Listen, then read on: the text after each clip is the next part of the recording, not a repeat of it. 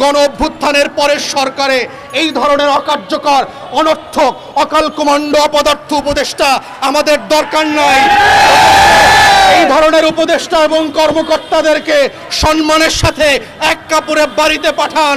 যদি না পাঠান, এই আমলারা, আওয়ামী আমলারা নতুন নতুন প্রকল্প করে আপনাদের এই উপদেষ্টাদেরকে দুদকের দুর্নীতি করা আগামী বছর জেলে নেওয়ার ব্যবস্থা করবে। সেই দিন কিন্তু আসতেছে।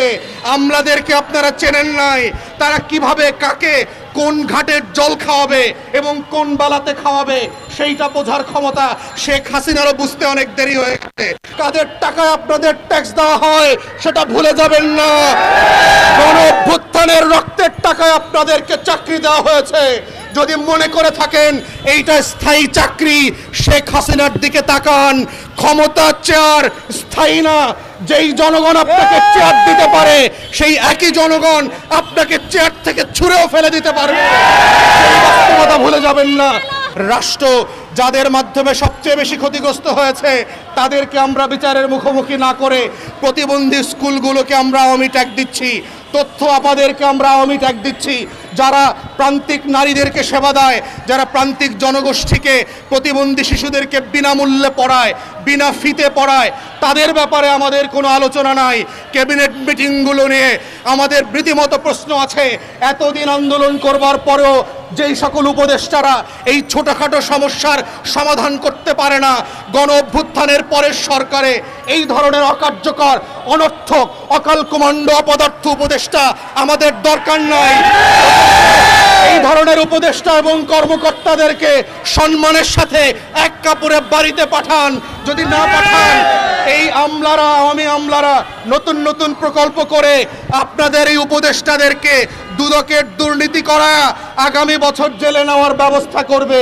সেই দিন কিন্তু আসতেছে। আমলাদেরকে আপনারা চেনেন নাই, তারা কিভাবে কাকে কোন ঘাটের জল খাওয়াবে এবং কোন বালাতে খাওয়াবে সেইটা বোঝার ক্ষমতা শেখ হাসিনারও বুঝতে অনেক দেরি হয়ে গেছে। এখনো আবু সাইদ মুগ্ধের রক্তে লেখা দেয়ালে দেয়ালে নতুন বন্দোবস্তের যে আখরের সংকল্প আমরা গত বছর করেছিলাম, সেই রক্তে ভেজা দেয়ালগুলো মুছে যায় নাই। নতুন বন্দোবস্তের আকাঙ্ক্ষাকে আমরা ভুলে যাই নাই। যেই রক্তে করা বাংলাদেশকে আবার নতুন করে গত বছর স্বাধীন করা হয়েছিল, সেই বাংলাদেশ আমরা পরিত্যাগ করি নাই। অতএব জনগণের প্রত্যেকটা ন্যায্য আন্দোলনকে আপনাদেরকে দরদ দিয়ে দায়ের সাথে বিবেচনা করতে হবে। এবং আমরা বারবার দাবি করেছি এই স্কুলগুলোকে আপনারা ভেটিং করেন। ইতিমধ্যে বাংলাদেশ সরকারের মন্ত্রণালয় থেকে ভেটিং করে 450-র উপর স্কুলকে আইডেন্টিফাই করা হয়েছে যে তারা রাষ্ট্রের সকল নিয়ম নীতিমালা অলরেডি পূরণ করেছে। তারপরও কেন নিবন্ধন দিচ্ছেন না? তারপরও কেন তাদেরকে আটকে রেখেছেন? কেন প্রতিবন্ধী শিক্ষার্থীদের ছেলেমেয়েরা কেন লেখাপড়া করতে পারবে না? কেন শিক্ষকদেরকে স্কুল বন্ধ করে দিয়ে কর্মদিবসে ঢাকাতে এসে দিনের পর দিন অবস্থান কর্মসূচি পালন করতে হবে? কেন একদিনের দাবিতে লিখিত বক্তব্য দেওয়ার পরেও আমরা ইতিমধ্যে দেখেছি এবং কথা বলেছি, আমাদের ঠিক ডান দিকে আপনারা দেখেছেন তথ্য আপারা গত 54-55 দিন থেকে আন্দোলন করছে একটা ন্যায্য দাবি নিয়ে। যেই দাবিগুলো নিয়ে সরকার এখন পর্যন্ত কোনো যৌক্তিক আলোচনা করবার প্রয়োজনও মনে করছে না। যেটা এই প্রকল্পটা বাদ দিয়ে নতুন আর একটা লুটের প্রকল্প তারা হাজির করেছে। কারণ তথ্য আপা প্রকল্পে বেতন ছাড়া এখন কোনো লুটের টাকা নাই। নতুন প্রকল্প করলে আরও 950 কোটি টাকা লুটপাট বাণিজ্য করতে পারবে এবং 2000 নতুন লোক নিয়োগ করার মাধ্যমে আউটসোর্সিং কোম্পানি দিয়ে আরও কয়েক হাজার কোটি টাকার লুটপাট বাণিজ্য হবে। তাই পুরাতন প্রকল্প বাদ দিয়ে নতুন করে এখন নতুন লুটের প্রকল্প তৈরি করছে। ঠিক একইভাবে আমরা দেখতে পাচ্ছি শিক্ষা মন্ত্রণালয় এবং সমাজ কল্যাণ মন্ত্রণালয়ের অধীন থেকে যে ব্যাপক লুটপাটের প্রকল্পগুলো জারি ছিল সেগুলো এখনও অব্যাহত আছে।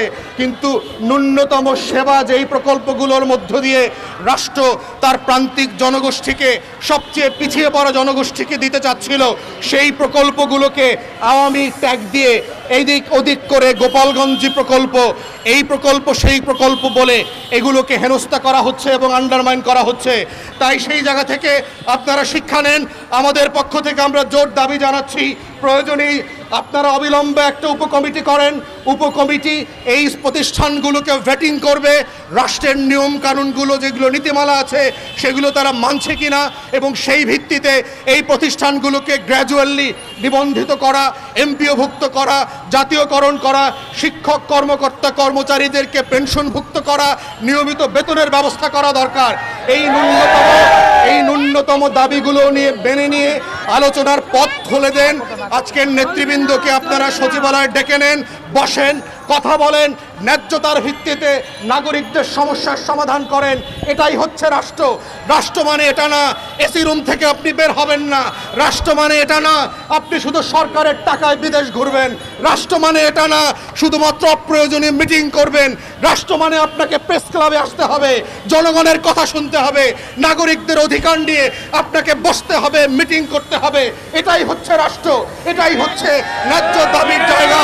তাই মন্ত্রণালয়, সচিবালয় কর্মকর্তাদেরকে বলছি, প্রেস ক্লাবে আসেন, তথ্য আমাদের সাথে বসেন, প্রতিবন্ধী স্কুলের আজকের যারা নেতারা আছেন তাদের সাথে বসেন, বসে সম্মানের সাথে, ন্যায্যতার সাথে, রাষ্ট্রের আইনের উপরে ভিত্তি করে তাদেরকে বাড়িতে পাঠানোর ব্যবস্থা করেন, স্কুলে পাঠানোর ব্যবস্থা করেন, তথ্য সেবাদের সেবা দেওয়ার জন্য প্রান্তিক নারীদের কাছে পাঠানোর ব্যবস্থা করেন। এই আহ্বান জানিয়ে আমার বক্তব্য এখানেই শেষ করছি। সবাইকে অসংখ্য ধন্যবাদ। আসসালামু আলাইকুম।